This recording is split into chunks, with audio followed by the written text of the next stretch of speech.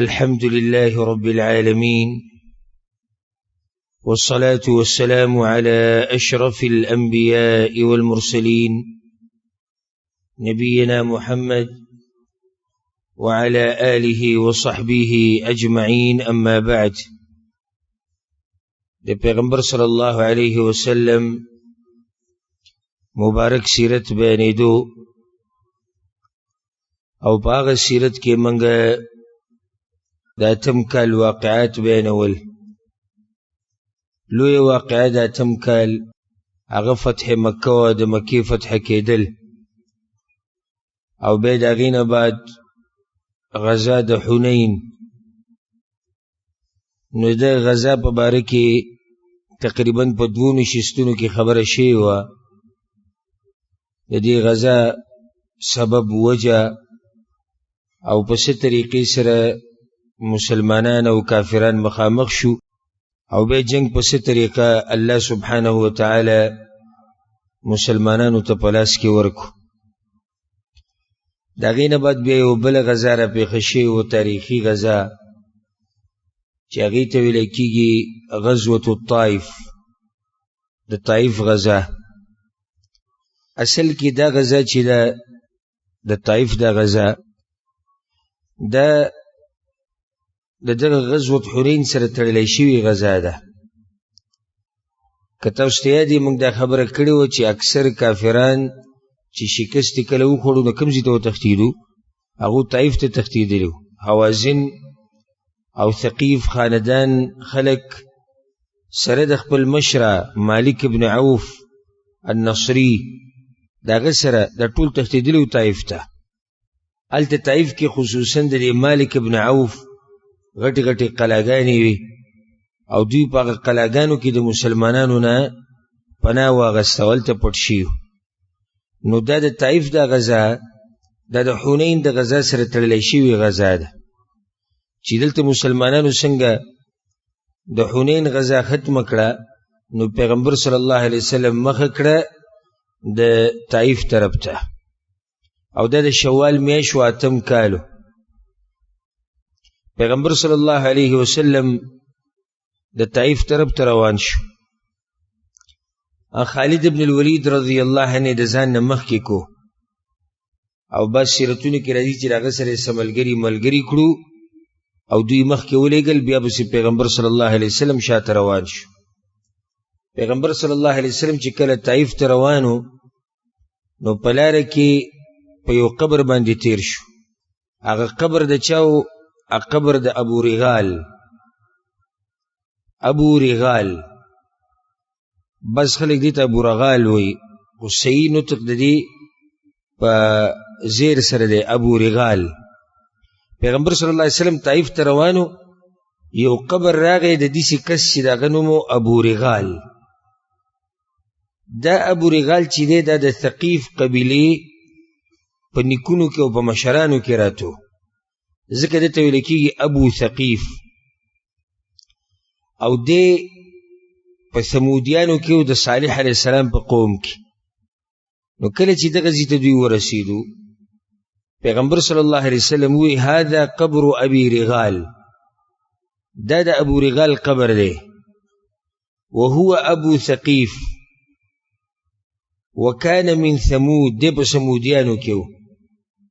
كان في حرم الله، دی به د الله په دې حرم کې اوسېدو. فمنعه حرم الله من عذاب الله. سوال خو دا دی چې په ثمودیانو باندې خو عذاب راغلی، او ثمودیان خو الله ټول تباه کړي دي، نه ابو رغال څنګه پاتې شوی دی ثمودیانو نه؟ نو پیغمبر صلی الله علیه وسلم وایي چې دی د الله په دې حرم کې اوسېدو، حرم کې دننه و، نو د هغې د لاسه په ده باندې عذاب رانغی. فلما خرج، کله چې دی د حرم د حدودو نه راووتو، نو اصابته النقمه التي اصابت قومه بهذا المكان. څنګه چې ابو رغال د حرم د حدودو نه راووتو، نو په ده باندې ډایرکټ د الله عذاب راغی، هغه عذاب چې کوم د ده په قوم باندې راغلی و. نو دې ځای کې دې باندې هغه عذاب راغی، دی دلته مردار شو، مړ شو، فدوفین دلته دی ښخ کړی شوی دی. او نښه یې دا ده چې د ده سره د ښخولو په وخت کې د سرو زرو یو خاخ یو څانګه هغې ورسره هم ښخه کړې وه. نو که تاسو د ده قبر اوس راکولاو کړو نو هغه به پکې پرته وي. نو صحابه کرامو تادیه وکړه چې څنګه هغه قبر لږ وکنستو نو هغه د سرو زرو خاخ یا څانګه هغه پکې پرته وه. دلته یو بله فایده راته ذکر کړو. یو ابو رغال هغه مشهور دی چې هغه ثقیف قبیلې لېږلی و د ابرهه سره چې د مکې لار ورته وښیي. یو هغه ابو رغال دی. د دې دپاره چې کعبه څه کي کعبه ورانه کي ابرهه روانو د هغې دپاره ابو رغال ورته لار ښووه. نو کله چې دغه ځای ته راورسېدو مکې ته نږدې د طایف په لاره کې دغه ځای کې ابو رغال مردار شو هملته ښخ کړی شو. نو عرب به بیا راتلو د ده دا قبر به په کاڼو باندې ویشتو. نو دلته اشکال لاګی چې یو خو ابو رغال دا دی، یو قصه دغه ده، نو دا به څنګه جمع کوو؟ نو امام ابن کثیر رحمه الله وی د دې په منځ کې جمع کول داسې دي چې ابو رغال هغه چې ثمودیانو کې و او یو دا بل ابو رغال دا وروستنی چې ابرهه ته یې لار ښووه، د دې دواړو نومونه یو شان دي. نو دا کشری ابو رغال دا هغه خپل مشر ابو رغال په نوم باندې دی او د ده قبر هم خلکو په کاڼو باندې وویشتو څنګه چې د ده نیکه قبر یې په کاڼو باندې ویشتو. نو دواړه قصې را جمع شو. معنی ده چې دوه کسان دي جدا جدا. یو ابو رغال کم یو دی؟ ثمودیانو کې ده چې پیغمبر صلی الله علیه وسلم په قبر تیر شو. دویم ابو رغال کم یو دی؟ ابرهه ته لار ښووه د مکې چې مکه ورانه کي، په لاره کې دی مردار شو، خښ کړی شو او بیا به عربو د ده دا قبر په کاڼو باندې ویشتو. نو یو دا پیښه په لاره کې راغلی وه. پیغمبر صلی الله علیه وسلم چې طایف ته رسېدو په دې لاره کې یوه قلعه راله د دې مالک ابن عوف چې هغه خالي پرته وه شړه. نو پیغمبر صلی الله علیه وسلم ملګرو ته امر وکړو وایي دا قلعه وله ورانه کوي. هغه قلعه وله ورانه کړه. بیا چې کله دوی طایف ته ورننوتو مسلمانان نو په هغې کې یو غټه قلعه وه، غټه قلعه چې په هغې کې د مشرکان چې کم تښتېدلي هغوی پټ شوي. پیغمبر صلی الله علیه وسلم د دغه قلعه په خوا کې پړاو واچو. ټول لښکر چې څومره د مسلمانانو د ټول ګیر چاپېره د دې قلعه نه راتاو شو او پیغمبر صلی الله علیه وسلم هغوی حصار کړو. د ډېر اوږد حصار و، ډېر اوږد چې دې کې اختلاف هم راغلی د علماو. بعض علما وایي دا سره پاسه 10 ورځې د حصار و، بعض وایي نه څه د پاسه 20 شپې د حصار و او مسلمانانو د مشرکان راګیر کړي و د هر طرف نه. ثقیف والا سی چلو کو کم چې په دې قلعه کې دننه ناسو، هغوی د دې قلعه نه په مسلمانانو باندې ډېره سخته حمله شروع کړه. او ما تاسو ته د تیر شوي غزا په وضاحت کې دا ویلو چې د ثقیف او حوازین دوی په غشو ویشتو کې، په نیزو ویشتو کې ډېر ماهر خلک وو او دوی د حنین په غزا کې مسلمانان ګډوډ کړي وو په دې غشو باندې. په اوله کې ګډوډ کړي وو، بیا وروسته به مسلمانان زورور شو. نو دلته هم دوی هغه شان چلو کو، د دغه قلعه نه یې غشي راویشتو، کاڼي راویشتو او مسلمانانو باندې سم د دې غشو او د دې کاڼو باران یې پرې وکړو تر دې چې 12 مسلمانان پکې شهیدان شوي دي. 12 مسلمانان شهیدان شوي دي او ډېر پکې زخمیان شوي دي. نو پیغمبر صلی الله علیه وسلم مجبور شو چې د دې ځای نه خپل لښکر لرې کړي او هغه ځای ته یې ویسي چې نن سبا هلته غټ جومات دی د طایف، مسجد الطایف ورته ویلی کېږي. نو پیغمبر صلی الله علیه وسلم هلته خپل لښکر بوت. د پیغمبر صلی الله علیه وسلم سره په دې لښکر کې د هغه بیبي م وه ام سلمه رضی الله عنها. نو په دې کې یو واقع دی، یو اجړا او علماء ذکر کوي قصة المخنث. مخنث دا مخنث هم ویلی کېږي او مخنث هم ویلی کېږي او دا هغه چا ته ویلی کېږي چې په حرکاتو کې او په خبرو کې د چا په شاني، د ښځو په شاني. که چېرته دی په اصل کې داسې نو بیا خو بېڅه ملامتیا نشتې، او که چېرته د خپل طرف نه کوي نو بیا خو ملامته دی. او نن سبا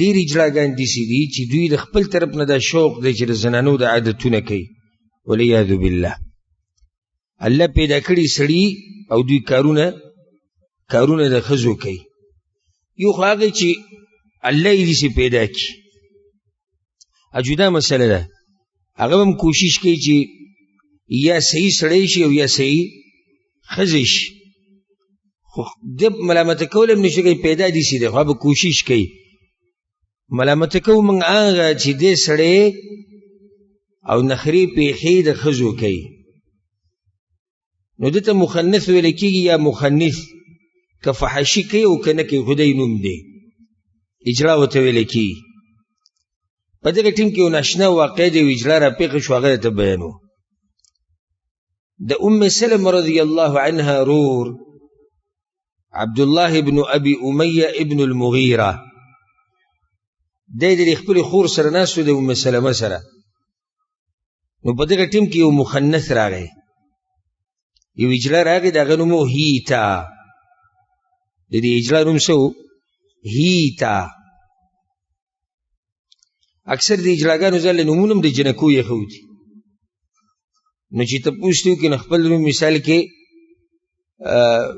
هر څه نوم چې دی خپل د سړو هغه به او بل به ځان له د جنکو یې ښودي چې نور اجلاګانو ته هم دغه نوم وایي نو د دې اجلا نوم و هیتا پیغمبر صلی الله علیه وسلم غوږ یې ښودی د دې اجلا دې خبرو ته اوس د ده خو پام نشتی پیغمبر صلی الله علیه وسلم ته د اجلا او قصه یې راغستې ده د ام سلمه رضی الله عنها رور عبدالله ته ورته وایي یا عبدالله ان فتح الله علیکم الطائف غدا که سبا الله د طائف په تاسو باندې فتح کو کنه په تاسو باندې دې به ځان نه حسابوي که الله د طائف تاسو له سبا درکو نو فعليك بابنتي غیلان نو د غیلان لور چې تا نه ګوره پاتې نشي د اجراګانو ته د ښځو د قصې معلومېږي نه پلان یې ډېره ښکلې ده او هغه داسې ده بدرنګه ده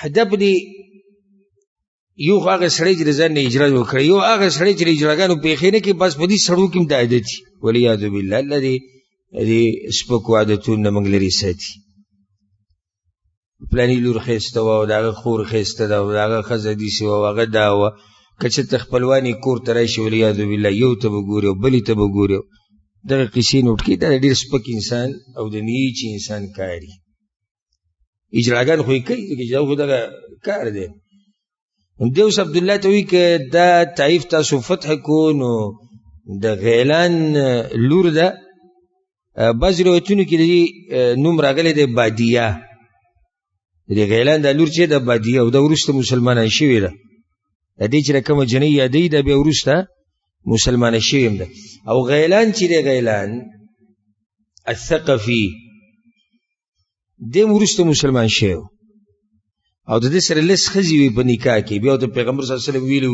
وي څلور ترې غوره که او د نورې طلاق یې که نو د پلار هم مسلمان شوی دی او لور یې هم مسلمانه شوې ده نو دی ورته دغه غیلان یادوي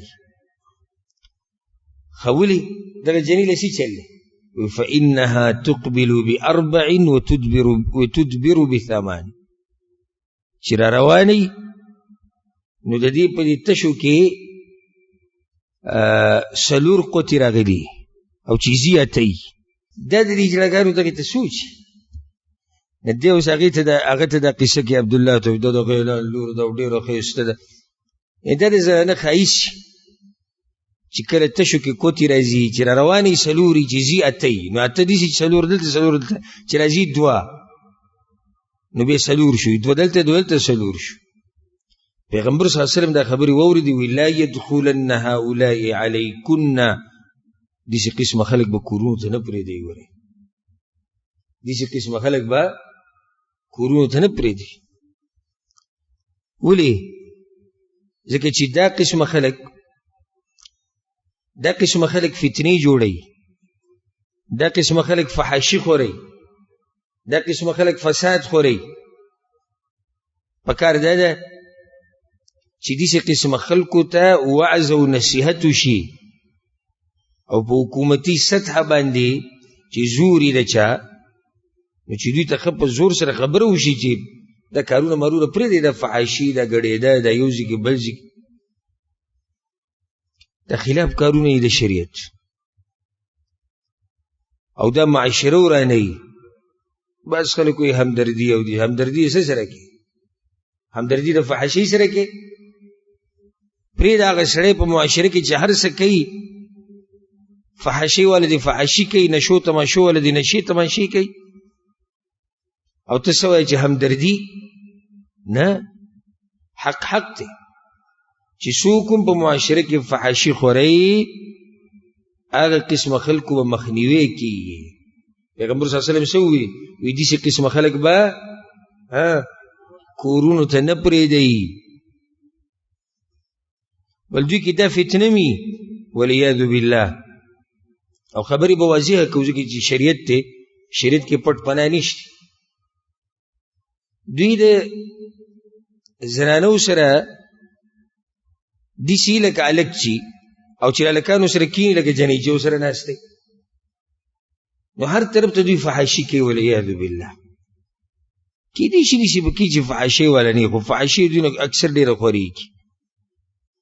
که هلکانو سره کې هم فحاشي کېږي، که جنکو سره کې نو هم فحاشي کېږي والعیاذ بالله.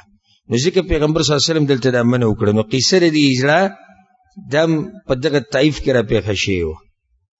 پیغمبر صلی الله علیه وسلم اقشان حصار کړی او خپل عسکري د هغه ځینې بیا اوچت کړو، لږ بل ځای ته یې بوتو او بیا په منجنیق باندې حمله وکړه په دوی باندې. منجنیق څه ته وایي؟ ګټې چې ولي او لرې پې ولي دومره یعنې سخته او دومره غټه غټه چې هغه یو څو کسان یې اوچتوي، په دې منجنیق کې کېښودی شي او بیا یې راکاږي او ویې ولي. په دې څه کوي دوی؟ نو په دې باندې قلاګانې سوری کوي، په دې سره قلا سوری شي. او دا اولنی منجنیق دی چې په اسلام کې استعمال شوی دی. نو دا فایده م یاده کوي. اولنی منجنیق او د منجنیق ګزار چې شوی دی نو دا د طایف په غزا کې شوی دی. بیا پیغمبر صلی الله علیه وسلم بعض روایتونو کې راځي، سیرتونو کې چې د دې قلا نه ګیر چاپېره غني غټې غټې غني هغه یې د دې قلا نه ګیر چاپېره پیغمبر صلی الله علیه وسلم خورې کړي وي. بیا پیغمبر صلی الله علیه وسلم صحابه کرامو له تیزي ورکوله چې په غشو ولی دومره تیزي وله ورکوله. مسند د امام احمد کې دا روایت دی، پیغمبر صلی الله علیه وسلم وی من بلغ بسهم فله درجة في الجنة ومن رمى بسهم في سبيل الله فهو له عدل محرر. څوک چې د الله په لار کې غش ولی نیزه ولی نو لکه دی چې یو انسان آزاد کی، لکه دی چې د الله دپاره یو انسان آزاد کی، دومره اجر دی. د دې سره د صحابه کرامو جذبې ښه ډېرې شوې. نو ځکه ابو نجیح رضی الله عنه راوي د دې روایت هغه په خپله وایي چې 1400 نه زیات غشي ما ویشتي په دغه جذبه کې چې دې باندې الله دومره لوی اجر ورکوي. مسلمانانو بیا بل یو کار وکړو چې کله مسلمانانو ته پته ولګېده چې اوس دا فایده نه ورکوي دا غشي، ځکه چې هلته هغوی په قلا کې دننه ناست، نو دوی یو شی استعمال کو چې هغې ته دبابه ویلی کېږي. دبابه دغه ټینک نه دی، دا نن سبا دې ته هم دبابه ویلی کېږي. دا ټینکونه پخوا خو نه کوو، دا نه لکه یو پیر فیسبوک باندې چا تصویر نشر کړی او ما لیدلی زوړ د جامو ګنډلو مشین دی، وایي دا د خدیجې رضی الله عنها مشین دی، ای به په دې جامې ګنډلې. وایي که ایمان د پکې نو مخکې به یې نشر کې، هر سړی لګیا د مخکې نشر کوي سبحان الله سبحان الله ورته لیکي. نو په هغه زمانه کې د و کمزي کوو، نو کیمره کمزي کوه، تصویر چا وویستو. نو دبابه د هغه وخت بل شی و، هغه داسې و د لرګو نه به یو شی جوړ کړو، لکه داسې ورته وایي ګاډۍ، د لرګو نه د سرمنو نه به یې جوړ کړو، بیا به هغې ته پړي واچول او دا پړي به یې اسونو ته ور واچول او په دې کې به یې کسان کېنول او بیا به یې دا وزغلوله. نو دا ګاډۍ یا د دبابه چې به یې وزغلوله نو د دې سره به دوی هغه کم سوری چې په منجنیق باندې په دیوال کې شی و هغه ځای ته به ورسېدو، د دې دپاره چې په دغه سورو په سپیډ کې به ورشي نو دوی به ور ودانګي دې سورو ته، نو ورننوځي به چېرته دې قلا ته به ورننوځي. دا هم په دغه جنګ کې استعماله شوی و، دې ته وایي دبابه. دا کوشش هم پیغمبر صلی الله علیه وسلم کړی، خو هغوی څه چل وکړو چې کله دا دبابه روانه شوه او د قلا طرف ته تله، هغوی ته پته ولګېده چې یاره دوی خو دغه دبابه رالیږي زموږ طرف ته. ثقیف والا دا مسلمانان ولیدو، نو د برې نه یې داسې چل وکړو چې اوسپنې به یې ګرمولې او هغه به یې راویشتې، اوسپنې به یې ګرمولې او هغه به یې راویشتې، تر دې چې کومه دبابه چې دوی سره وه هغې ته اور ولګېدو او د مسلمانان د هغې نه راووتو. چې څنګه ترې راووتو او مخې د مسلمانانو طرف ته ورتلو د هغه ځای نه، نو بیا پرې د نیزو او د غشو ګزارونه وکړو، نو په دغه ځای کې هم بعض مسلمانان شهیدان شو. بیا پیغمبر صلی الله علیه وسلم امر وکړو د دوی د یرولو لپاره. دا ډېر سخت جنګ وګورئ، او وجه د سخوالي دا وه چې دوی په څه کې پټ شوي دي؟ په قلاګانو کې پټ شوي دي، او قلا ته ورننوته د دې اسان کار خو نه دی، بل دنه چې پکې کوم قوم ناست دی نو هغه ښه تجربه کار قوم دی، هغه په جنګونو باندې پوهېږي. غشی به څنګه ولي، نیزه به څنګه ولي، کاڼی به څنګه ولي، ګزارونه به څنګه کې. او دا دومره خطرناکه حربه دوی استعمال کړې ده چې اوسپنه به یې ویلي کوله، هغه به یې تکه سره کړه او بیا به یې په مسلمانانو ویشته. نو چې په یو سړي باندې داسې اوسپنه ولګي چې هغه ویلي شوي او یا تکه سره شوي، د هغه به څه حال دي؟ پیغمبر صلی الله علیه وسلم د دوی د یرولو دپاره یو بل سوچ وکړو. هغه سوچ یې دا وکړو، امر یې وکړو صحابه کرامو ته، وایي د دوی چې څومره د انګورو دا باغونه دي، د دوی د ثقیف والا د انګورو باغونه په دغه طایف کې، وایي دا ټول باغونه وله پرې کړئ او ویې سېزئ. مسلمانانو چې بشنګې شروع وکړه، نو ثقیف پیغمبر صلی الله علیه وسلم ته پیغام راولېږو چې موږ تاله واسطه د الله درکو او د خپلولۍ واسطه درکو، دا کار مه کوه. او دی ورته هم وایي زموږ دا مالونه ولې خرابوئ؟ که تاسو زورور شوئ په موږ باندې نو دا مالونه سبا ستاسو دي. که تاسو زورور شوئ په موږ باندې، مالونه چا دي؟ هم ستاسو دي، سره زموږ باغونه خرابوئ. او که نه نو بیا پرېږدئ، په نوم د الله یې پرېږدئ او د خپلولۍ ته وګوره پرېږدئ. نو پیغمبر صلی الله علیه وسلم وی فإني ادعوها لله والرحم، نو زه دا پرېږدمه د الله دپاره او د خپلولۍ د واسطه دوی ما له راکړې ده، نو دې د لاسه. په دغه منځ کې پیغمبر صلی الله علیه وسلم یو بل سوچ وکړو. یو کس ته یې وویل ته اواز وکړه چې کوم غلام او مري چې په دې قلا کې دننه یي او هغه د دې قلا نه راکوشو او زمونږ خواله راغی، نو هغه ته موږ هېڅ هم نه وایو، دغه سړی به ازادي. دا د پیغمبر صلی الله علیه وسلم ډېر ناشنا سوچ. او پیغمبر صلی الله علیه وسلم هغه حکیم انسان چې د هغه دشمنان یهود و نصارا او غیر مسلمه، تاریخ کې هغوی دا خبره لیکلې ده او اوس هم شتي چې د دې انسان په شان حکیم او هوښیار سړی دا موږ په ټول تاریخ کې چېرته نه دی لیدلی. نو پیغمبر صلی الله علیه وسلم دا اعلان وکړو چې زه دوی سره چې کم شي کم غلامان او مریان دي خو به راوځي بهر ته که. نو 30 کسان د قلا نه راووتو، 30 کسان. په هغو کې یو کس و د هغه نوم نفیع ابن مسروح رضی الله عنه. نفیع ابن مسروح داسې چل وکړو، دی د قلا نه راکوزېدو، نو د قلا نه خو داسې ته نشي راکوزېدی، نو د هغې دپاره یو پړی راځوړن کو او په دغه پړي باندې دی راکوشو. هغه پړی چې د کوهي نه پې اوبه راویستی کېږي.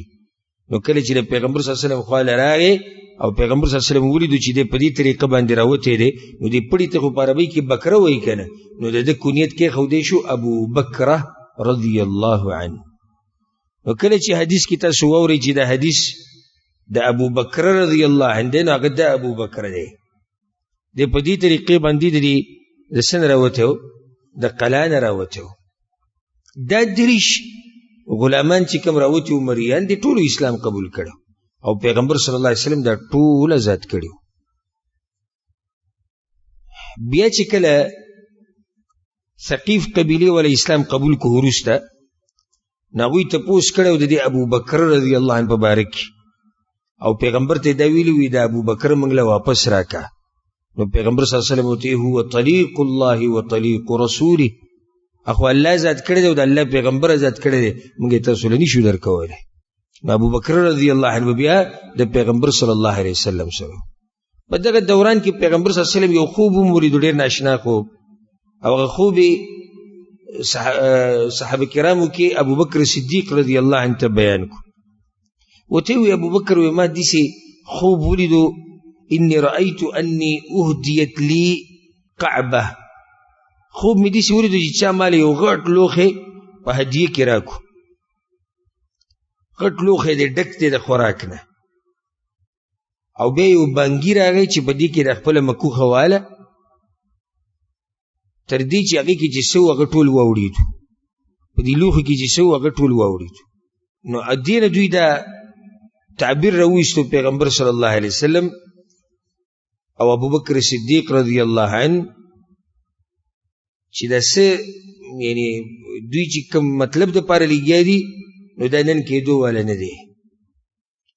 دا حصار چې کله ډېر اوږد شو او مسلمانان ستړي شو، انته سوچ وکړئ چې سره پاسه 20 شپې دوی دغه شان ولاړ دي او دا ګزارونه دي او دا حملې دي او طائف فتح نه شو.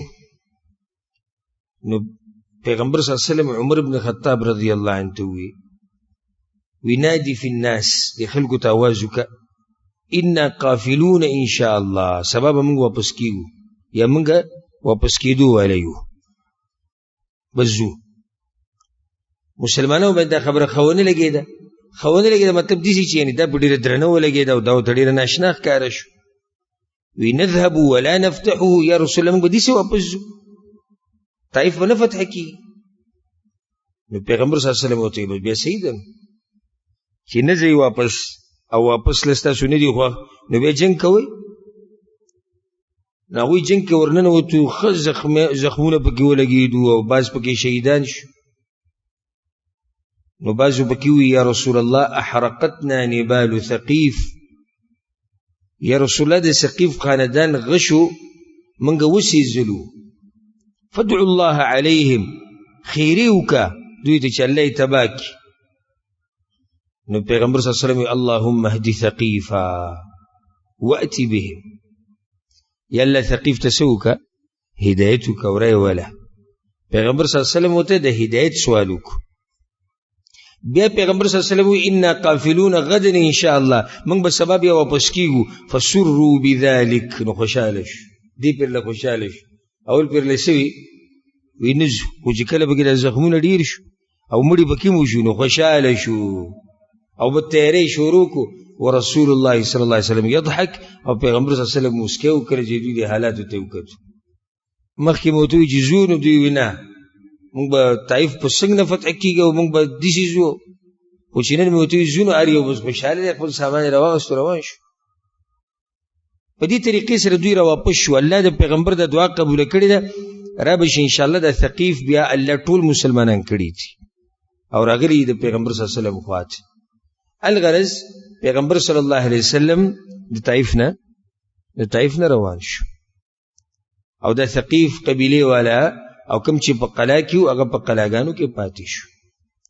په دغه دوران کې سراقه ابن مالک الجعشمي رضی الله عنه، سراقه څه قصې تاسو ته معلومه که نه؟ بدر کې او بل پیغمبر صلی الله علیه وسلم چې کله هجرت کو د هجرت په لار کې هغه اس هغه خپې چې خښې شوي دا هغه کس دی سراقه. پیغمبر صلی الله علیه وسلم د طائف د طرف نه روانو جعرانه ته. په جعرانه کې څه غنیمتونه ټول هلته پراته دي، حنین هغه غنیمتونه په جعرانه کې دي کنه. نو پیغمبر صلی الله علیه وسلم جعرانه ته روانو، په لاره کې ورسره سراقه میلاو شو. نو د سراقه د انصارو یو ټولګي ته ورننوتو او هغوی سره خو غشي او نیزې په لاس کې وي، نو هر یو به داسې ووایي چې چل دی ولې راغلی. نو سراقه ځان ورورسو پیغمبر صلی الله علیه وسلم ته او هغه پیغمبر صلی الله علیه وسلم ناسو په اوښ باندې یا په اوښه باندې. نو سراقه په خپله وی فرفعت یدی بالکتاب، ما هغه خط اوچت کو، دسر یو خط و، دا خط دله پیغمبر صلی الله علیه وسلم لیکلی و هم په حق ورځ یې وله ورکړی دا ورته پیغمبر صلی الله علیه وسلم ویلي وی سراقه که زمون خبر دی چاله ورنکو کله چې ابوبکر او پیغمبر صلی الله علیه وسلم هجرت کو په لار باندې لیدلی وګن پیغمبر صلی الله علیه وسلم ورته وی کته چاله خبر ورنکو نو ته زمونږ د طرف نه په امن او امان کې دا خط دا خلو شي نو چې کله دې پیغمبر ته راورسېد خط یې اوچت کو یا رسول الله هذا كتابك لي دستا خط انا سراقه ابن مالك ابن جعشم زه سراقه ما دستا خط څوک می خبر کړي دا اوس پوری نه دي پیغمبر صلی الله علیه وسلم وی یوم وفاء وبر نن خو د وفا ورځ ده نن د وفاداری ورځ ده را نږدې شه د ورځه چې کله ور نږدې شو نو پیغمبر صلی الله علیه وسلم ته ما ته کلمه وایه پیغمبر صلی الله علیه وسلم ته کلمه وی او په دې طریقې سره سراقه ابن مالک رضی الله عنه شو مسلمان شو بیا پیغمبر صلی الله علیه وسلم جعرانه تر ورسېدو جعرانه لقیت پیغمبر صلی الله علیه وسلم را ورسېدو د جمعرات په شپه باندې د ذوالقعدې په میاشت کې 15 ورځې تیرې شي ډیر اوږد سفر دی دا یعنی پیغمبر صلی الله علیه وسلم دا ډیر اوږد سفر کړی په کوم وخت راوته دی رمضان کې راوته دی دغه چې مکه به فتح شو بیا حنین دی او بیا د طائف غزا ده نو ذوالقعدې ته به خبر واوړید نو دا 15 د ذوالقعدې او د جمعه شپه پیغمبر صلی الله علیه وسلم جعران علاقې ته ورسېدو او په جعران کې پیغمبر صلی الله علیه وسلم دیار له سورځي تیری کړي او غنیمتونه نه تقسیمول وجداوا پیغمبر صلی الله علیه وسلم وی کچرته دغه حوازن او د ثقيف ولا راش او مسلمانان شي نو چې موږ سره پراتی دا به دوی له واپس ورکو او چې کله پیغمبر صلی الله علیه وسلم ته پته ولګي چې څوک رانلو نو امر وکړو چې غنیمتونه تقسیم کړي ډیر زیات غنیمتونه وبدي غزا کې تیر شي درس کې ما ذکر کړیو او دا خبر من کړي وجه دغه سوا ځکه چې هغه ارسه د ځان سره راوستي ساروي سامانونه چې سمالونه چې سو هغه ټول راوستي نو د دې د لاسه غنیمتونه به انتها زیات نو پیغمبر صلی الله علیه وسلم شروع کړ په هغه کسانو باندې چې هغه ته ویل کېږي المؤلفه قلوبهم المؤلفه قلوبهم دا څوک دي هغه کسان چې د هغوی زړه ساتل کېږي چې نوی نوی اسلامي قبول کړی دی مکې والا خصوصا او اسلامي له زړه ته پوره نه دی کوشوی شروع په دوی باندې وشو او د عربو مشرانو مو په دغه ټیم کې قریشو کې مشران خلکو پیغمبر صلی الله علیه وسلم چې اول دوی لورکم نو چې دوی د زړه ته د اسلام کوشي او دوی د زړه مضبوط شي په دین باندې دا موږ لډیره لوی فائدہ راکړي پیغمبر صلی الله علیه وسلم شروع د ابو سفیان نو کړه ابو سفیان ابن حرب تاسو به حیران شئ چې څومره غنیمتونه یوازې ابو سفیان له سل اوخان ورکړي دي سل اوخان او بیا ابو سفیان ابن الحارث د پیغمبر صلی الله علیه وسلم ترزوی اغله سل اوخان ورکړي دي اقرع ابن حابس التمیمی له سل اوخان ورکړي عیینه ابن حصن الفزاری اغلم سل اوخان ورکړي دي علقمه ابن علاثه اغلم سل اوخان ورکړي او پیغمبر صلی الله علیه وسلم عباس ابن مرداس اغله اوخان ورکړو خو دې سلو نه کمو نو هغه ګیله وکړه پیغمبر صلی الله علیه وسلم ته چې ګیله را ورسېده نو پیغمبر صلی الله علیه وسلم امر وکړو وی عباس ابن مرداس لم سل پورا کوي حکیم ابن حزام پیغمبر صلی الله علیه وسلم دې سل اوخان ورکړي سول ورکړي سل چې سل اوخان وغسل اکثر بعد بیا راغی بیا رسول الله نور نه راکړي پیغمبر صلی الله علیه وسلم ورکړي سل اوخان ول نور ورکړي په دویم پر ګور راغی نو سو اوخان شو 200 بیا لکسات بعد راغی او غنیمتونه تقسیدوی مال بکی برخ نو پیغمبر صلی اللہ علیہ وسلم سلو خان نور ورکو 300 خان دا صرف حکیم ابن حزام اغسطی دی بیا پیغمبر صلی اللہ علیہ وسلم اغت نصیحتو کو یا حکیما ان هذا المال خضر حلو دا مال خود تکشین دیو مزیدارم دی خونم ډیر ښایسته دی.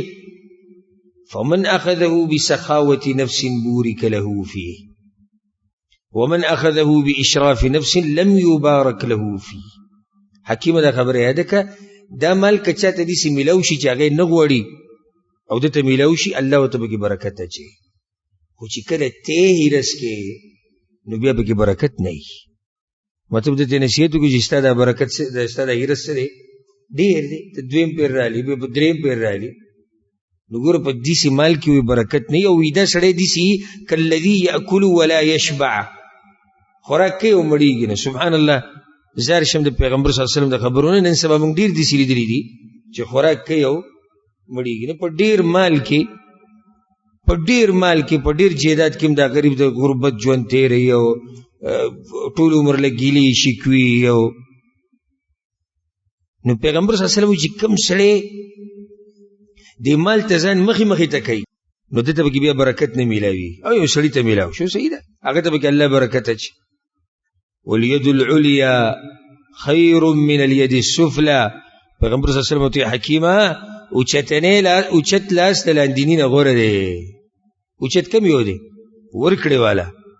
کوز لاس کم یو دی؟ غوښتو والا. هغې نه وي دغه لاس غوره. حکیم ورته بیا دا وویل یا رسول الله والذي بعثك بالحق، په هغه رب مې د قسمي چې تی رالیږلی د دنیا نه د تلو پورې به زه د چا نه څه شی ونه غواړم. د نصیحت به داسې اثر وکړو. بیا چې پیغمبر صلی الله علیه وسلم کله دنیا نه لاړ، ابوبکر صدیق رضی الله عنه به بیا چې کله څه ورکولو د خلافت و حکیم به راوغوښتو او بس یې ناغوستو. بیا عمر بن خطاب رضی الله عنه خلافت راغی، چې کله هغه څه به ورکول حکیم ته به وي راشه، هغه وایي زه نه علمه. نو بیا امیر المؤمنین دا وی عمر بن خطاب وی انی اشهدکم معشر المسلمین، اے مسلمانانو تاسو ګواه کومه چې زه په دې مالفۍ کې چې د حکیم پکې برخه رسي زه یې دله ورکومه خو دی نه اخلي. تر دې چې دنیا نه لاړ. دغه د حکیم اخرنی پیر شو چې د پکې مال وغوښتو د پیغمبر صلی الله علیه وسلم نه، او د هغې نه بعد بیا بلکل څه نه دي غوښتلي. او ویې غوښتم د داسې انسان نه چې هغه هم سم غني و، راغی سلو خان والا، بیا سلو خان او بیا سلو خان. ګوره پیغمبر صلی الله علیه وسلم ته اوله کې د نصیحت نه کو، یعنې کله چې دی راغی سلو خان خو یې واغستو، بیا راغی غواړي پیغمبر صلی الله علیه وسلم ته نصیحت کړی نه، بیا راغی ویې غوښتو پیغمبر صلی الله علیه وسلم ته نصیحت کړی نه. چې کله د هر څه چې زړه غوښتو هغه یې واخیستو نو بیا ورته نصیحت وکړو چې پرېږده چې هغه څه چې غواړي چې هغه والي که نه. داسې سخي انسان و. د پیغمبر صلی الله علیه وسلم سخاوت تاسو به اوس واورئ. پیغمبر صلی الله علیه وسلم صفوان ابن امیه چې هغه په هغه ټیم کې مشرک و، 100 اوښانې وله ورکړي وو، 100. بیا ورته اواز وکړو صفوان یې راشه، هغه 100 اوښان روان کړو، څه خوشحاله وي راشي. چې ورغی هغه صحابو ته یې 100 وله نور ورکوي. هغه 100 روان کړي وو، په هغه نورو 100 پسې به وو. پیغمبر صلی الله علیه وسلم ته یې صفوان راشي چې راغی 100 وله نور ورکړو. وي 300 اوښان ته بوسي. ځکه صفوان په خپله وایي وی اعطانی رسول الله صلی الله علیه وسلم یوم حنین وانه لابغض الناس الیه. پیغمبر صلی الله علیه وسلم یو مال دا مال لاکو او د ځمکې په دې مخ باندې زما دقه سړی بدي شو، فما زال يعطيني حتى صار وانه احب الناس الیه. وی دومره ورکړه او داسې کریم انسانو، وی دومره سې مال راکړو چې کله ما دا مال وړو واپسې کې نو د ځمکې په دې مخ باندې زما دومره څوک نه و خوښ څومره چې مې دغه سړی خوښ. هغه پیغمبر صلی الله علیه وسلم. حارث ابن هشام له پیغمبر صلی الله علیه وسلم 100 اوښان ورکړو، سهیل ابن عمرو له 100 اوښان ورکړو، حویطب ابن عبدالعزى هغه له 100 اوښان ورکړو. بیا د هغې نه بعد 50 یې ورکړو، 40 یې ورکړو. تر دې چې خلکو کې خوره شوه، دا خبره سمه خوره شوه، وی خلکو راشي محمد صلی الله علیه وسلم دیسی ورکړه ورکوي چې د هغې مثال نشتی. او چې دا واز کله خور شو بانډچیان یو شور ولګو، بانډچیان خو به ساده ګاډي وینو. او چې پته ورته ولګېده چې یاره 100 اوښان او 50 او اوښ ګوره ډېر قیمتي، زموږ په دې زمانه کې سم قیمتي دی، او د هغوی په زمانه کې خو به سم قیمتي. بدې باندې خو ساده د خاریانو د خار نه هغوی لرې داسې په طریقه نه پوهېږي ډېر. زموږ د زمانې د باندچیان هم دغه شان دي، یو شی باندچیان ټول یو شی. او چې رالو په پیغمبر صلی الله علیه وسلم باندې راپونډ شو او پیغمبر صلی الله علیه وسلم یې ډیکه کو یوې ونې ته چې په هغه ونه کې غني وي غني، نو د پیغمبر صلی الله علیه وسلم داسې په شا روان دی او دا منظر په خپل دماغ کې جوړ کړي دا څنګه جز انسان چې کله دا خلک پرې راپونډ شو پیغمبر یې ځان سره ډیکه کو او شاته روان کړي د هغه ونې له بوتو په هغه ونه کې غني وي، په غنه کې د پیغمبر صلی الله علیه وسلم صادر ونښتو، هغه صادر تراخ کودی شو. پیغمبر صلی الله علیه وسلم اعطوني ردائی زمانه صادر مال راکې لک صبر وکي فلو كان عدد هذه العضاه نعمه لقسمته بينكم زمانه په الله قسمی د څومره چې تهامي علاقه ونی دي کنه او یا د غنی تاسو یې نه کده دې په اندازه باندې مال چا ګړي بيزي را کړي ناغب مستاسو په منځ کې تقسیم کم ثم لا تجدوني بخیلا او چرته بګوره د خپل پیغمبر بخیل ونه مومي ولا کذوبا او نه چرته ما دروغجن و مومي ولا جبانا او نه د خپل پیغمبر چرته بوزدل و مومي. ګوره زه بخیل نه مزه ګوره مالونه نه جمع کوم. یو روایت کې راځي پیغمبر صلی الله علیه وسلم پاسېدو او د دې اوخ د دې ملانې داسې یو دوه ویښته راوشو کول به یې داسې ونیو وایي زما پکې دومره برخه هم نشته صبر وکئ. خمس چې کوم اخیستی کېږي هغه هم زه بیا په تاسو تقسیموم. نو تاسو د صبر نه کار واخلئ. ستاسو د پیغمبر ګورې بخیل نه دی، نه ستاسو د پیغمبر د مالونه جمع کوي ځان له. داسې ښایسته اخلاق، داسې نرم انسان، داسې کریم انسان او داسې غټ زړه والا انسان. ځکه بعض روایتونه کې راځي صحابه کرام وایي چې تپوس شو پیغمبر صلی الله علیه وسلم څنګه کریم و، د هغه سخاوت څنګه و؟ وی خو دریاب و. دریاب ډېر سخي کنه، دریاب سخي هر څوک ته فایده اخلي. نو پیغمبر صلی الله علیه وسلم وی دریاب په دغه ټیم کې یو باندچی راغی. پیغمبر صلی الله علیه وسلم پسې راغی یا رسول الله موږ له پکې سره راکه کنه باندچیان خو سادهګۍ. پیغمبر صلی الله علیه وسلم ورکوي ولا دا دوه غرونه چې کوم ښکاري د دې په منځ کې چې کوم ځای دی دا ټول ول د بیزو ګډونه ډک کوي پرې چې بوزي دا هر څه ول ډک کړو دومره بیزي ګډې ول ورکړي چې کله هغه قوم پسې ورغی باندچی سخت متاثر شي چې ورغی وي ای قوم اسلموا ای قوم اسلام قبول کړئ اسلام فوالله ان محمدا ليعطي عطاء من لا يخاف الفقر. الله می دې قسمی محمد صلی الله علیه وسلم هغه سړی دی چې د غریبۍ نه یریږي، هغه داسې انسان دی داسې مال لګوي او داسې څه بدله درکړي چې تاسو به ورته حیران شئ. اسلام قبول کړئ، اسلام نه یریږي د غریبۍ نه، دا د مسلمان شان دی. بعض غریب له 15 ریاله ورکوي او سوچ پکې دا کوي چې زما هغه بچي او که زه غریب شم 15 ریالو کې به دی دا سوچ کوي، او که زه چېرته دې ځای کې دا مال ولګوم او زه غریب شم او که زه صدقه ورکړم زه غریب شم. نه وي ان محمدا لیعطي عطاء من لا يخاف الفقر. پیغمبر صلی الله علیه وسلم ګورئ د هغه ناشنا ورکړه د هغه د غریبۍ نه یریږي. او پیغمبر صلی الله علیه وسلم بلال رضی الله عنه هم دا نصیحت کړو کنه یا بلاله خرچه کوه مال لګوه مه یېرېږه عرش باندې یو رب دی او به درله ډېر څه درکوي. یو بل باندچی راغی پیغمبر صلی الله علیه وسلم پسې او دا قصه په صحیح بخاري کې ده. ابو موسی الاشعري رضی الله عنه په خپله دا قصه بیانوي وایي زه د پیغمبر سره ومه په جعرانه کې همدغه علاقه کې ومه او بلال رضی الله عنه مو یو باندچی راغی. باندچی سادهګانې راغی نه سلام کلام هېڅ هم نشته. الا تنجز لي ما وعدتني هغه لوز چې دې کړی وه پوره کړې که نه پوره کړې وي. پیغمبر به اوسئ چې ته لوز کړی چې زه به تاله د مال غنیمت نه لویه برخه درکړم. نو دې هغه لوز یې پیغمبر ته رایاد کو. نو پیغمبر صلی الله علیه وسلم ورته ابشر زیری دله درکوو. دا دی اوس هم د سعودیان دا ټکی ډېر وایي عرب ابشر یعنې زیری دې درکوو ستا دا کار به وشي. ناغو تی قد اکثرت علی من ابشر، تا دا ٹکے بار بار وی ابشر و ابشر.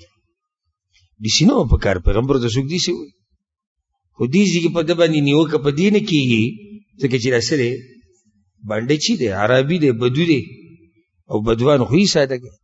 نور داسی مواقف تی دوی که دی ووری دو حیران شی بود. دی پیغمبر صلی اللہ علیہ وسلم شرخو داعی او عالم دا غب دیسی طریقی سنگ چی دی پیغمبر ولی دوی سر با گزاره که، دوی سر با سکے گزاره بکے. یعنی چی بیتا دی سرم دیسی معاملہ کے لگی سنگ چی داغا سڑی سر کے چی آگا دن پا ادب کے و پا اخلاقو کی اوچت تے یا تعلیمی دیر دے، یو سڑے پا خاری کی اسی گی، یو سڑے پا بانڈو کے پروت تے، یو سڑے پا غرونو کی اسی گی، لازم بدوی پا اخلاقو کی سی اخلاقو کی بفرق کی. پیغمبر صلی اللہ علیہ وسلم پا دی خبر بنا گوسا شو. آغت ایسا ونی وی ابو موسیٰ شعری او بلال رضی اللہ عنہ مخوالو وی رد البشرا دخو یا غزیر واپس کو قبولی نکو زما غزیرے فقبلا انتما تاسوی قبول کے غزیرے. اگو یا رسول اللہ قبیل نمو قبول کرے او خوشحالو چی پیغمبر سڑی تو ابشر زیرے دل در کوما دا بسوک نا قبلے. بیا پیغمبر صلی اللہ علیہ وسلم یو لوخ رو گفتو او پاگا لوخی کے لاسون اخپل وینزل او مخ مبارکی وینزو او دخلی اوبے بکی ٹکڑے او بیا غویتوی اشربا منه وافرغا على وجوهكما ونحوركما وابشرا. یدین اوبوسکی او بیا بخپلو مخونو والاوی بخپلو غالو کی تواچوی وابشرا او زیر دل در کوما. کسڑے سوالو کی چی پیغمبر بدوی بندہ کارولی وکو یو خدا غٹ خبر دا غٹ فضیلت تے چی دوی تا ملاو شو. معمولی خونه صحابه کرام او په دغه وبو پسې جګړې کولې او دوی ته میلاو شو. دویم پیغمبر صلی الله علیه وسلم دې باندې چې ته وخوا چې تا خو زمونږ زیرې واپس کو خو زمونږ ملګري داسې دي دا دي صحابه کرام. نو هغوی حقه اوبه راواغستې او سیت یې وس کړي، سیب په مخونو واچولې او سیب په ځان اړولې. په دې کې ام سلمه رضی الله عنها ورته آواز وکړو د خیمې نه، هغې هم دا خبرې واورېد وی ان افضلا لامکما د خپل مور د پاره تیم پرې دی دا برکتی وبدي دا غي د پاره تیم پرې خوتی. پیغمبر صلی الله علیه وسلم د صفوان ابن امیہ نه زغری راوړي وی یا دې دا وسه کنه مکه کې ته اغستی چې د جنگ لوړم به تعالی واپس راو. کله چې د جنگ ختم شو پیغمبر صلی الله علیه وسلم صفوان ته आवाज وکوي ان قد فقدنا من ادراعك ادرعا فهل نغرم لك. ازغرو کی بازو رکی شوی دی نو سی چلو کو جرمانه در کو داگی کسنگا پیسی داگی پزی در کو اگوی لا یا رسول اللہ لأن فی قلب اليوم ما لم يكن يوم اذنن یا رسول اللہ نن گو رزما غزرن دے کم چی باغ ورزو. اللہ اکبر. گو را اسلام دے انسان زر بدلائی نن یا رسول اللہ نن زمانگا غزرن دے متاثر شوی دی د پیغمبر صلی اللہ علیہ وسلم. نو پیغمبر صلی اللہ علیہ وسلم د مال غنیمت تقسیمو او په دغه دوران کې واقع را پیښه شو. تاسو خو ووري چې پیغمبر صلی الله علیہ وسلم یو لدا ورکه او بل لدا ورکه انصارو نوم پکې راغی نه. نو انصارو خپل منځ کې خبرې شروع کړې. زړه کې خبرې را لیکلې انسان دی، انسان خو کمزور تر دې چې حسان ابن ثابت رضی الله عنه پیغمبر صلی الله علیہ وسلم شاعر هغه پکې خبرې وکړي بلکې هغه پکې شیرونه وی او صفته پکې وکړه د انصارو وجاهدوا فی سبیل الله واعترفوا للنائبات فما خاموا وما ضجروا. دغه خلک دي چې په الله وی ایمان راوړل په هر سخت کې ولاړو د پیغمبر سره نه دی واپس شوي دوی دی وی سختینم کما رددنا ببدر دون ما طلبوا. د بدر غزا ته وګوره او به دغې نه بعد د احد غزا ته وګوره فما ونينا وما خمنا وما خبروا منا عثارا وجل القوم قد عثروا. ټول عمر موږ د پیغمبر سره جهادونه کړي موږ ګوره کمزوري شوي نه یو. بعضو پکې دا وی پیغمبر قریش له ګوره څومره غنیمت ورکو موږ له رانه کو وسيوفنا تقطر من دمائهم او زمونږ تورې دغه دي پرتې دي اوس هم د قریشو وینې ساسي وی ټول عمر چې ورسره موږ جنګېدلي یو نن هغوی ته سلو خان یو ته یو کس ته او موږ لیرانه. او بیا دا روایتونه کې راځي چې قال احداثهم دا پکې کم عمرو دا خبرې وکړي، بعضو پکې دا خبرې وکړي، بعضو پکې لا دا ووي واذا كانت الشده فنحن ندعى، د سختو په حالاتو کې موږ ته اوازونه کېږي وتعطى الغنائم غیرنا، او غنیمتونه نورو ته میلاوي، او ډېرې خبرې شوي. بعضو پکې دا ووي اوس به موږ څه کوي د خپل قوم سره میلاو شو. سعد بن عباده رضی الله عنه چې د انصارو مشر هغه لاړ پیغمبر صلی الله علیه وسلم پسې او ټولې خبرې ورته وکړې یا رسول الله بعض پکې دا خبرې کوي. پیغمبر صلی الله علیه وسلم ورته وویل سعد لاړ شه او فجمع لي قومک، دا ټول انصار را جمع کړه. او سید یا رسول الله انصار را جمع کړو، څومره انصار چې هغه ټول را جمع کړو. او بیا سعد رضی الله عنه پیغمبر صلی الله علیه وسلم پسې راغی یا رسول الله قد اجتمع لك هذا الحي من الانصار، انصار ټول دغه ځای کې را جمع شوي ناست. پیغمبر صلی الله علیه وسلم راغی فحمد الله واثنى عليه بالذي هو له اهل، وحمد وثناء او بيوي يا معشر الانصار، اے د انصار ټولګیه ما قالت بلغتني عنكم، دا کومې خبرې ستاسو طرف نه ما ته رارسي. وجدة وجدتموها في انفسكم، زړونو کې بس خبرې راغلي دي راورسېدې ماته.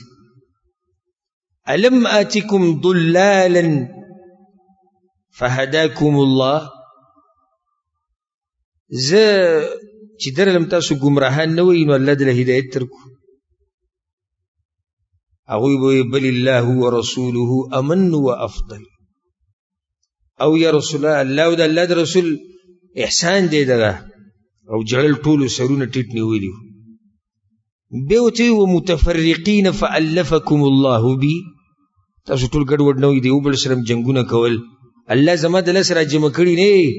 هغوی به او احسان د الله دی او بیا د الله د پیغمبر دی، او جړل به د سترګو د اوښکې روانې. وعالة فاغناکم الله بي، تاسو غریبانان نه وئ الله زما د لاس مالداره کړي. هغوی او احسان د الله دی او بیا د الله د رسول دی او جړاګانې کولې. پیغمبر صلی الله علیه وسلم ورته دغه جواب پرېږدئ الا تجیبونني، صحیح جواب راکړئ. تاسو جواب ولې نه کوئ؟ تاسو خو جاړئ ټول، تاسو خو دغه یوه خبره کوئ چې او الله او د الله د رسول احسان دی. نو هغه ټولو په جمع وویل وبماذا نجيبك یا رسول الله، یا رسول الله تاسو له موږ څه جواب درکوو، موږ تاسو سره خبرې نشو کولی. داسې قدر من خلکو، داسې مو اوچت مؤمنان. پیغمبر صلی الله علیه وسلم ورته اما والله لو شئتم لقلتم فلصدقتم وصدقتم، په الله مې د قسمې تاسو خبرې کولی شوئ خو نه یې کوئ، ځکه چې عزتمن خلک یئ، ځکه چې درانه خلک یئ، ځکه چې مؤمنان یئ، ځکه چې د پیغمبر قدر کوئ، ځکه چې حیاناک یئ. یعنې تاسو داسې خبرې کولی شئ چې رښتیا به یې او خلک به راته هم رښتینې وایي. وایي تاسو ما ته دا نشئ ویلی چې اتیتنا مکذبا فصدقناک، صحیح ده، خو ته چې موږ پسې رالې چا راته هم رښتینی نه وي، موږ درته رښتینی ویلی دی. د هغوی هغه جړاګانې ښه ډېرې شوې.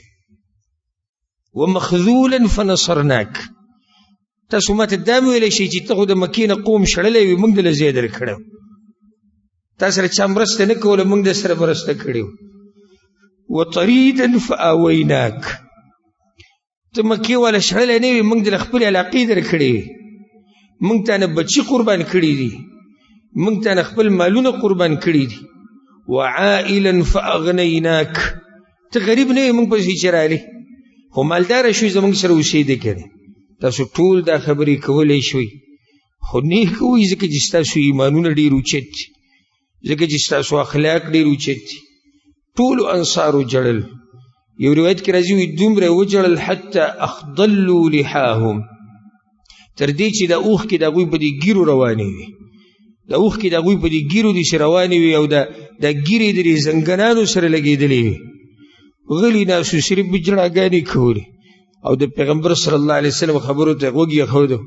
بیا ورته پیغمبر صلی الله علیه وسلم وی یا معشر الانصار اوجدتم فی انفسکم فی لعاعة من الدنیا، تألفت بها قوما ليسلموا تاسو دیو سپکی دنیا دلاسا پزړه کې خبرې رالی دنیا څه شی دی دا مال څه شی دی دا خو ما دوی له په دې ورکو چې دوی په دې اسلام کې مضبوط شي ووکلتکم الی اسلامکم او ما ته پته و چې ستاسو اسلام مضبوط دی تاسو دې خبرو ته ضرورت نه لرئ نو ځکه ما دا قوم تاسو باندې مخکې کړی افلا ترضون یا معشر الانصار اے د انصارو ټولګي تاسو په دې نه راځي ان يذهب الناس بالشاة والبعير چې خلق به د ځان سره وخانه او ګړي بوزي وترجعون برسول الله في رحالكم او تاسو به د ځان سره پیغمبر واپس خپل کورونو ته بوزي فوالذي نفس محمد بيده لولا الهجرة لكنت امرأ من الانصار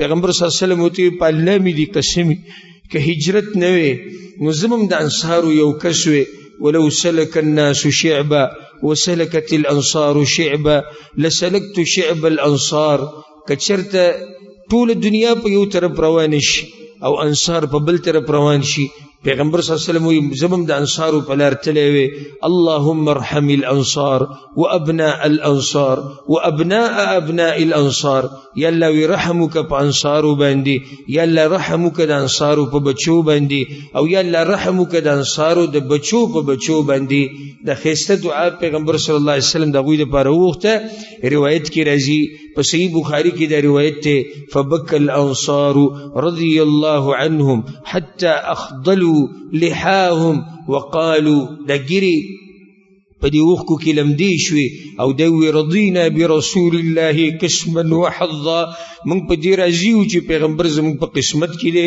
زموږ وخان ندي پکار زموږ سر زر ندي پکار زموږ سپین زر ندي پکار زموږ د پیغمبر پکار د جنان سره کورونو ته بوزو دلته دا خبر یاد کوي چې انصارو په دې ځل کې چې دا خبر راغلی دا هغه دا و دوی یریدلو چې دا پیغمبر خوراغه مکه فتح کړو زموږ نه دلته پاتې شو د خپل قوم سره ملاو شو نو زموږ مدینه به موږ ته خالی پاتې شي پیغمبر صلی الله علیه وسلم نه زه به تاسو سره واپس ځم مدینې ته واپس پیغمبر صلی الله علیه وسلم مدینې ته تللی دی او هغه به انشاءالله پر روان درس کې بیانو او مدینه کې د هغه وخت پورې ژوند تیر کړی دی چې کله پسې ملک الموت راغی او د پیغمبر صلی الله علیه وسلم نه ساه واغسته خو هغه انصار هغه پیغمبر صلی الله علیه وسلم نه دی پرېښودي پیغمبر صلی الله علیه وسلم د ژوند د اخرنی ساه پورې او د ساوتو پورې د انصارو سره ملګری د انصارو په علاقه کې اوسېدو د انصارو په ځمکه باندې اوسېدو هغه ځای کې ژوند تیر کړی دی چې هغې ته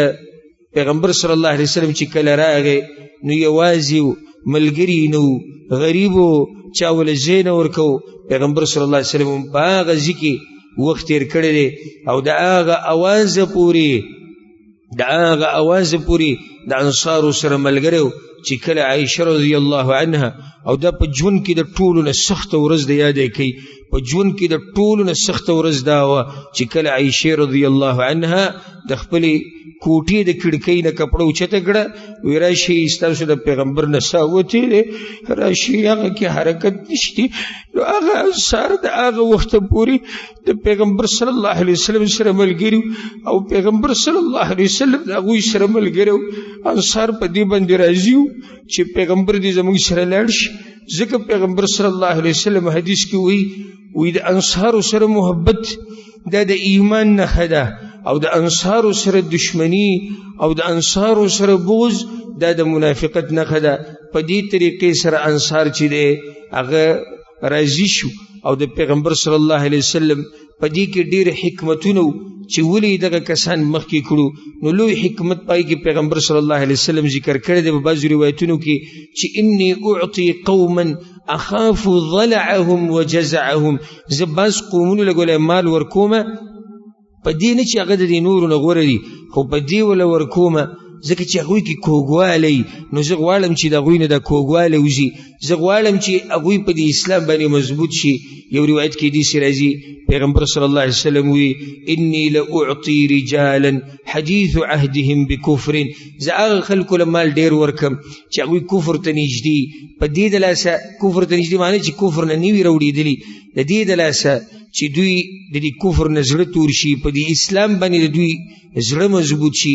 په روایت کې داسې راځي پیغمبر صلی الله علیه وسلم وی ان قریشا حدیث عهد بجاهلیت و مصیبه، قریش دي نوی نوی د جاهلیت نه راوتی دي، نوی نوی د شرک نه راوتی دي.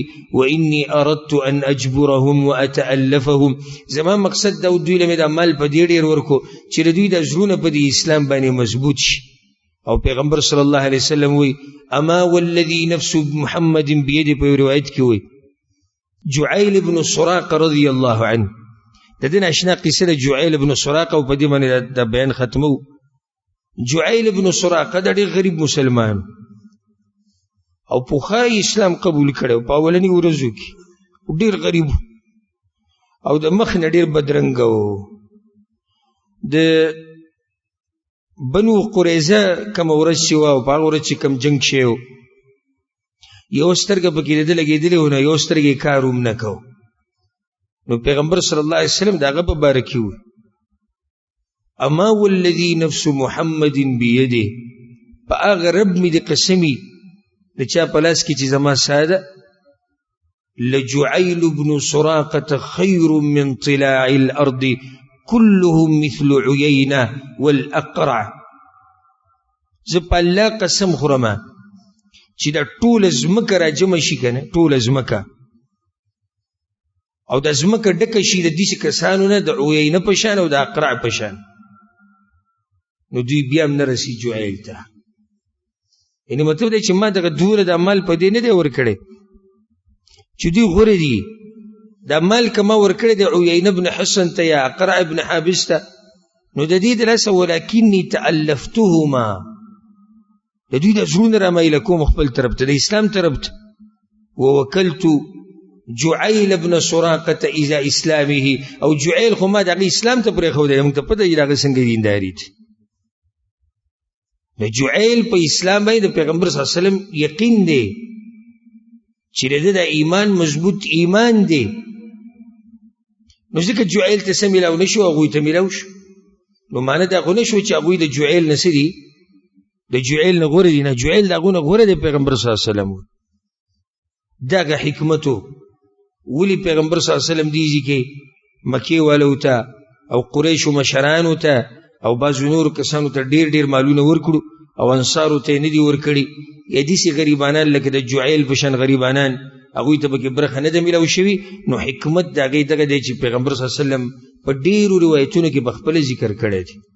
په دې باندې به اکتفا وکړو او باقي خبره پاتې شوه د عاصم بن عدي یو واقعه او دغه شان د دغه خارجي ذوالخویصره، هغه به پیغمبر صلی الله علیه وسلم باندې اعتراض کړی، دا به انشاءالله پر روان درس کې بیانو. او بیا د پیغمبر صلی الله علیه وسلم په څه طریقه باندې مدینې ته لاړ، دا به بیا بیانو انشاءالله. الله سبحانه وتعالی دې موږ د صحابه کرامو په نقش قدم روان کړي، او الله سبحانه وتعالی دې زمونږ حشر د دغه اوچتو صحابه کرامو سره وکړي، او الله سبحانه وتعالی دې موږ ټول څنګه چې په دې مبارک جومات کې یو ځای کړي وو، موږ او څوک چې دا بیان اوري او څوک چې ییني، الله دې موږ ټول د خوږ پیغمبر صلی الله علیه وسلم سره په جنت کې یو ځای کړي. هذا والله اعلم، وصلى الله وسلم على نبينا محمد وعلى آله وصحبه أجمعين.